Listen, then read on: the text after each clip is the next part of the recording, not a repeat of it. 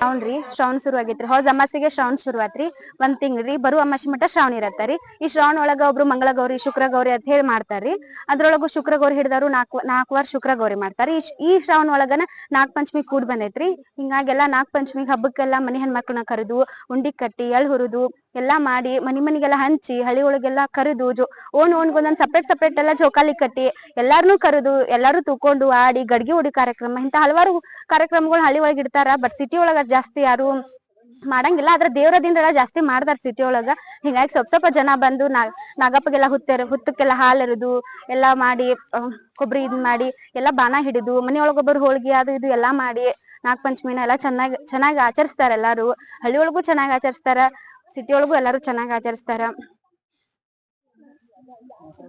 ನನ್ನ ಹೆಸರು ಸ್ಪಂದನ ಪದ್ಧತಿ ಅಂತ ಹೇಳಿ ಮತ್ತೆ ಕರ್ಚಿಕಾಯಿ ಎಳ್ಳು ಹುರಿದ್ಬಿಟ್ಟು ದೇವ್ರಿಗೆಲ್ಲ ನೈವೇದ್ಯ ಹಿಡ್ತೀವಿ. ನಿನ್ನೆಲ್ಲ ನಾವು ಹೊರಗಲ್ ಹಾಲು ಎರೆದ್ವಿ ಹಾವೇರಿ ಕಡೆದರು.